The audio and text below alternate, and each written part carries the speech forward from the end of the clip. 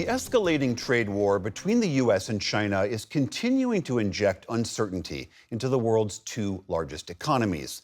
Over the weekend, President Donald Trump and his top trade officials added to the confusion by carving out new exemptions for tariffs on electronic products.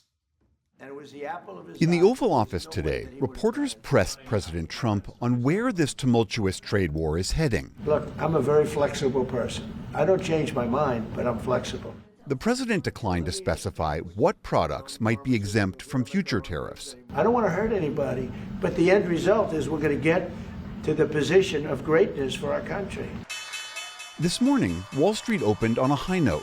Markets reacting positively to the weekend announcement of exemptions for smartphones, computers, and other tech carved out of the Trump administration's sweeping global tariffs.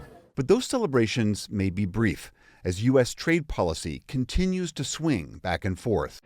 On Sunday, the president told reporters on Air Force One that there could be tariffs coming on iPhones. Well, that's going to be announced very soon, and we'll be discussing it, but we'll also talk to companies. But yesterday, Commerce Secretary Howard Lutnick was definitive that new tariffs are coming for tech products made with semiconductor chips. These are included in the semiconductor tariffs that are coming, and the pharmaceuticals are coming. Those two areas are coming in the next month or two. So this is not like a permanent sort of exemption. All of this after a dramatic week for Wall Street. On April 2nd, President Trump announced massive tariffs on most of the world. My fellow Americans, this is Liberation Day. A week later, he walked back most of them, saying he'd begin a 90-day negotiation period. But tariffs on Chinese-made goods were not paused. Instead, they were increased to 145%. That left some tech companies like Apple in the lurch. The U.S. uses tariffs as a weapon for extreme pressure and self-interest, placing its own interests above those of the international community. China has remained firm against what it calls bullying from America, adding their own 125% tariffs on U.S. goods. Today, Beijing also escalated by halting exports of certain rare earth minerals and magnets, critical components for computer chips, cars, and many kinds of electric motors and other technologies. Chinese President Xi Jinping has been reaching out to other countries. Today, he kicked off a tour of Southeast Asia in Vietnam, signing a series of agreements. In Washington, President Trump said he likes President Xi, but not his meeting with Vietnam. I don't blame China. I don't blame Vietnam. I see their meeting today. Is that wonderful? That's a lovely meeting. The meeting, like trying to figure out how do we screw the United States of America. For now, markets appear to be optimistic as tech companies help to lift Wall Street today. The Dow Jones Industrial Average finished up by more than 300 points. The Nasdaq notched its own 100-point gain, and the S&P climbed by 0.8%.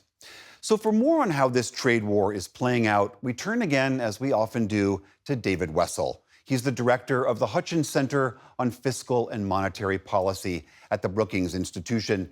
David, always great to have you back on the program. Help us understand something. When you look back at the last few weeks of this trade war, imbroglio, however you want to describe it, can you discern a strategy from the administration here? In short, no. It seems to be incoherent. Different voices in the administration say different goals for the tariffs. Are they to raise money to cover the cost of tax cuts? Are they a negotiating tool for the president to get more access to foreign markets for us? Are they national security? So I think we do know that the president likes tariffs, and his staff is determined to find ways to justify them. And secondly, there is a clear attempt to get more manufacturing to return from the U.S., particularly in goods like pharmaceuticals and semiconductors that he considers national security. I mean, the supporters of the president argue that this may be messy, but that the pain is going to be worth the gain, that this is, as some have put it, that this is watching art of the deal unfold. Do you see anything that is unfolding here that could be strengthening America's negotiating hand? I don't, William. I'm afraid that the president has weakened our standing in the world economy. If the goal was to put pressure on China, then one would think the tactic would have been to get allies like Canada, Mexico, and Europe on our side. So I think it's very hard. You know, uh, um, Chris Waller, who's the chair of a member of the Federal Reserve Board, said today that it's the biggest shock that the world economy has seen in a long time, and that one problem is both the policy and the effects are uncertain, and that doesn't seem a great recipe for building a strong economy here. On that shock to the U.S. economy, where is that most being felt right now? Well, in our country, it's being felt, I think, by businesses and maybe some consumers just pulling back. If you're not sure what the policy of the government is going to be on the goods that you import or the parts you need to make your product, you're going to be less willing to expand. So there's a lot of talk about uncertainty. And I think what that means is if it's not clear what's going to happen, you pull back. If everybody delays, that's how we get a recession. And a lot of forecasters are anticipating a recession. One really worrisome sign here is not the stock market, but what's happened to the bond market and the value of the dollar. And basically, yields on treasury bonds have gone up, the value of the dollar has gone down.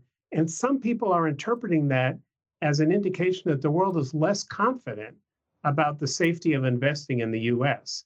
And that would be if that's true, if that persists, that will have long-lasting effects, and they're not good ones.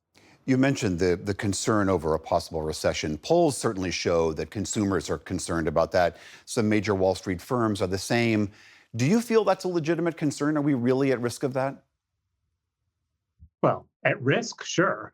But is it likely? I don't know. It depends. It depends how quickly the president gets his act together. And if this is a negotiating tool and we have some deals, maybe they're cosmetic, but allows him to back off. We have a 10% across the board tariffs, but that's all it is, and some strategic tariffs. If things calm down, if it looks like adults are in charge in Washington, that would reduce the risk of recession.